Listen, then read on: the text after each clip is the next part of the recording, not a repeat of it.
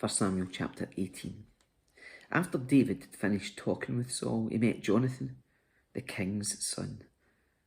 There was an immediate bond between them, for Jonathan loved David. From that day on, Saul kept David with him and wouldn't let him return home. And Jonathan made a solemn pact with David because he loved him as he loved himself. Jonathan then sealed that pact by taking off his robe and giving it to David together with his tunic, sword, bow and belt. Whatever Saul asked David to do, David did it successfully. So Saul made him a commander over the men of war, an appointment that was welcomed by the people and Saul's officers alike. When the victorious Israelite army was returning home after David had killed the Philistine, women from all the towns of Israel came out to meet King Saul. They sang and danced for joy with tambourines and cymbals. This was their song. Saul has killed his thousands, and David his 10,000s. This made Saul very angry. What's this, he said. They credit David with 10,000s and me with only thousands. Next, they'll be making him their king. So from that time on, Saul kept a jealous eye on David. The very next day, a tormenting spirit from God overwhelmed Saul, and he began to rave in his house like a madman. David was playing the harp as he did each day, but Saul had a spear in his hand, and he suddenly hurled it at David, intending to pin him to the wall, but David escaped him twice. Saul was then afraid of David, for the Lord was with David, and had turned away from Saul. Finally, Saul sent him away and appointed him commander over 1,000 men, and David faithfully led his troops into battle. David continued to succeed in everything he did, for the Lord was with him. When Saul recognised this, he became even more afraid of him.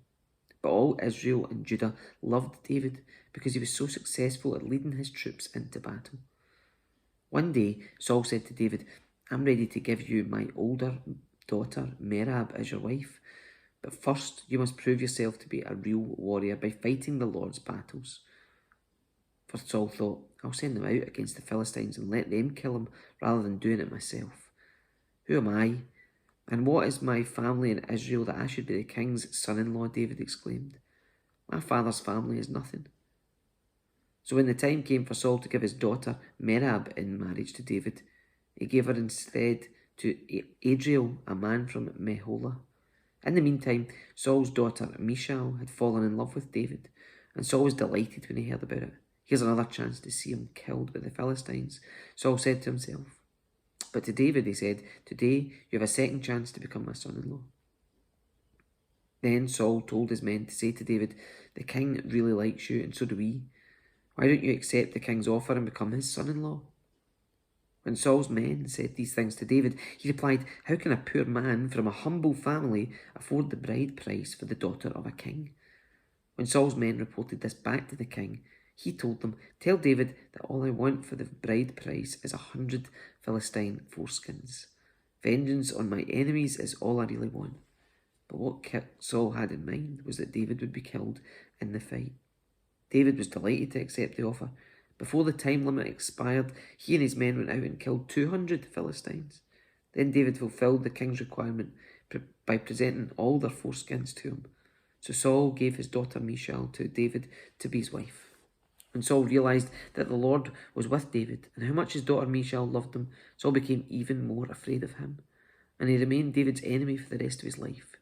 Every time the commanders of the Philistines attacked, David was more successful against them than all the rest of Saul's officers. So David's name became very famous.